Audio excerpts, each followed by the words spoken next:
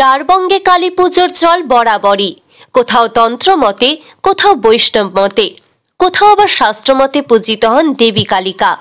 তেমনি অজয়ের পারে বহু প্রাচীন গ্রাম বাসুদেবপুরের স্বপ্নাদেশ পেয়ে গোচারণ ভূমিতে শুরু করেছিলেন দক্ষিণা কালীর পুজো।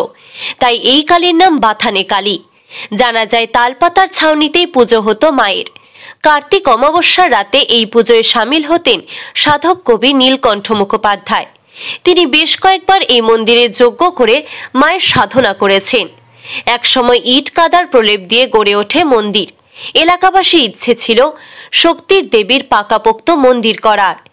একটু একটু করে অর্থ জমিয়ে মন্দির নির্মাণের জন্য তারা মন্দির কমিটিকে দান করেন। সাহায্যের হাত বাড়িয়ে দেন পার্শ্ববর্তী এলাকারও বহু মানুষ। ধীরে ধীরে গড়ে ওঠে পাকাপোক্ত দেবী কালিকার মন্দির। শুক্রবার মন্দিরের প্রতিষ্ঠা উপলক্ষে সাজো সাজো রব গোটা গ্রামে। সকালে 108 কলসি জল নিয়ে কলস যাত্রার মাধ্যমে শুরু হয় মন্দির প্রতিষ্ঠার কর্মসূচি। তারপরে মহাযজ্ঞ এবং দুপুরে নরনারায়ণ সেবা। সন্ধ্যায় বসবে কীর্তনের আসন।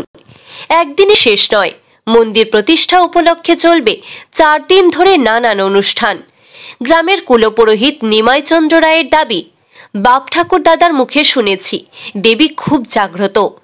মায়ের পুজো হয় শাস্ত্রমতে। বংশ পরম্পরায় আমরাই এই মায়ের পুজো করে আসছি। মায়ের কাছে অগাধ আস্থা আর মনের ভক্তি ভরে প্রার্থনা করলে মা মনের বাসনা পূরণ করেন। ইচ্ছা ছিল মায়ের মন্দিরকে নতুনভাবে সাজিয়ে তোলার। দীর্ঘদিন পর সেটাই সম্ভব হলো। আজ মায়ের মন্দিরের প্রতিষ্ঠা। এদিন সকালে সূর্য উদয় হতেই বাজনা বাজিয়ে অজয়নদ থেকে কলসিতে করে জল ভরে পার্শ্ববর্তী সব গ্রাম পরিক্রমা করে মায়ের মন্দিরের সামনে শেষ হয়। শুধু গ্রামের মানুষ নন, পার্শ্ববর্তী গ্রামের মানুষজনও মন্দির প্রতিষ্ঠা উপলক্ষে ভিড় জমিয়েছেন। 500 বছর আগে পুরনো নীলকণ্ঠ মুখার্জি মহাশয় উনি করেছিলেন। উনি শ্মশানে বাসী ছিলেন, উনি করেছিলেন। উনি আসতেন এখানে? হ্যাঁ, এখানে আসতো না। নাম আছে আগে মন্দির ছিল? হ্যাঁ, না, আগে তো মন্দির ছিল, এখন মন্দির হলো। তখন তালপাতা দিয়ে পুজো হতো বহুদিন আগে। বহুদিন। কালীর নাম কি? এই কালী নয়, এই কালী নয়, এটা হচ্ছে দক্ষিণে কালিকা, নারাপুরি দক্ষিণে কালিকা। আর এটা সর্বদিন নাসিনী শ্মশান বাসিনী বাথানি নিবাসিনী দক্ষিণে কালিকা। শাক্ত মতো হয় কি দক্ষিণা কালী? দক্ষিণা কালী, হ্যাঁ। আজ প্রতিষ্ঠার সংস্কার। আজ আমরা ওই সমস্ত পুজোর ঘট স্থাপন হবে, বেদি সাধনা হবে, তারপর মায়ের শ্বশুর পূজার পুজো হবে, তারপর যাগযজ্ঞ হবে, তারপর আপনার বাস্তু যাগ হবে, সমস্ত কিছু যাগযজ্ঞ যত ক্রিয়া আমাদের হবে আর কি। 5 দিন ধরে অনুষ্ঠান। 5 দিন ধরে অনুষ্ঠান আছে। তো জন্ম থেকেই দেখে আসছি, তাছাড়া আমার দাদুরাও জন্ম থেকেই দেখে আসছে।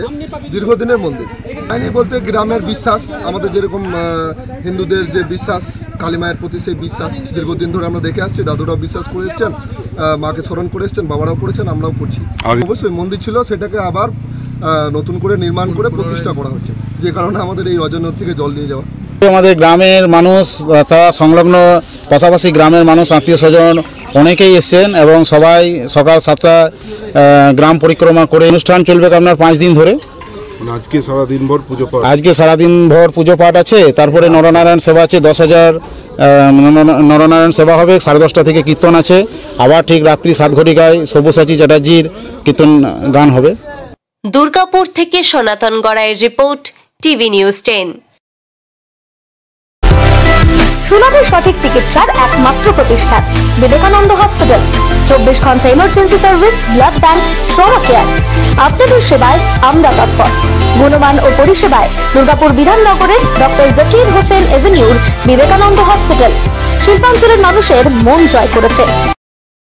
2 বছরে সাফল্যের চাবিকাঠি চান? সেরা জ্যোতিষের শিরোপা, ইন্ডিয়ান আইকন অ্যাওয়ার্ড 2024 আর অ্যাস্ট্রোলজার আর বাস্তু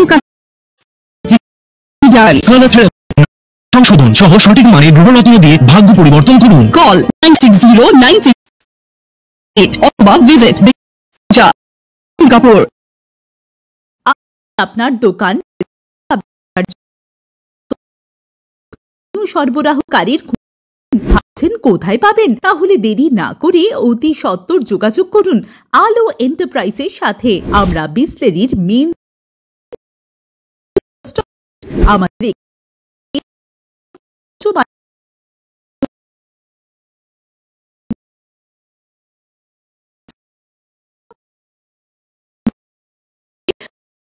বিশুদ্ধ যোগ্য পানীয় আসুন আমাদের ঠিকানায়।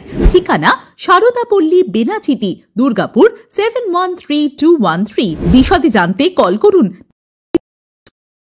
7482 অথবা 9064457040 এই নম্বরে।